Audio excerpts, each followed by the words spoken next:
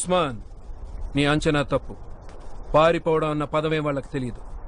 అక్కడ సైనికులకి శిక్షనిచ్చేదెవరో తెలుసా? శతధ్రువంశ యోధుడు కాల భైరవ.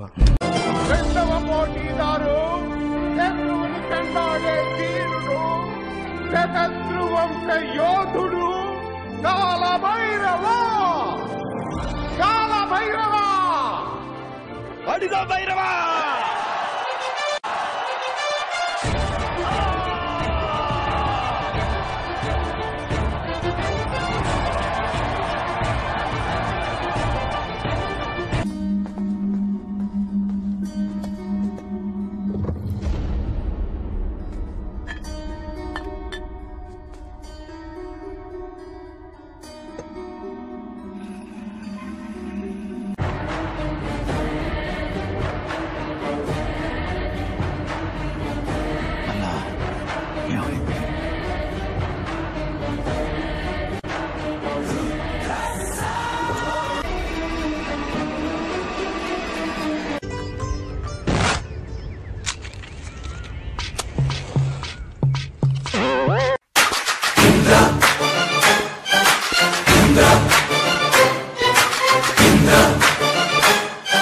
రెండు నిమిషాలు ఎవరో చూడకుండా ఉంటే ఈ బోన్లోంచి బయటకు.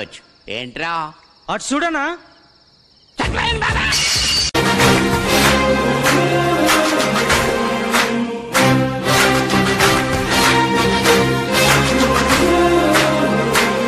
తప్పు చేసిన వాళ్ళని క్షమించవచ్చు, కానీ పాపం చేసిన వాళ్ళని క్షమించకూడదు. మిమ్మల్ని అందరినీ కుక్కల్ని కాల్చినట్టు కాల్చేయటం నాకు చాలా చిన్న విషయం, కానీ మీ అందరూ ఒక దేవుణ్ణి చంపాలనుకున్నారు.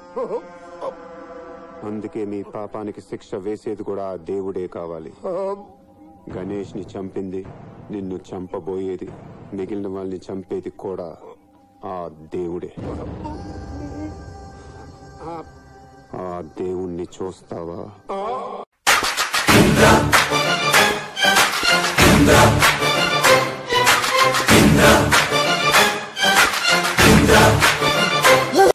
సూర్యుడు, చంద్రుడు, రాముడు, భీముడు, కృష్ణుడు, విష్ణువు కలిశారంటే వీడు.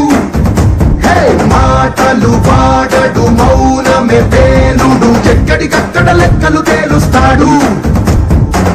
జనమే నేను, నేనే జనమంటాడు, రక్తం రంగే రక్షాగుణమంటాడు.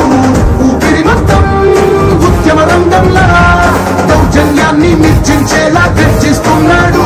He's a legend, he's a legend, he's a legend, he's a legend, he's a legend, he's a legend.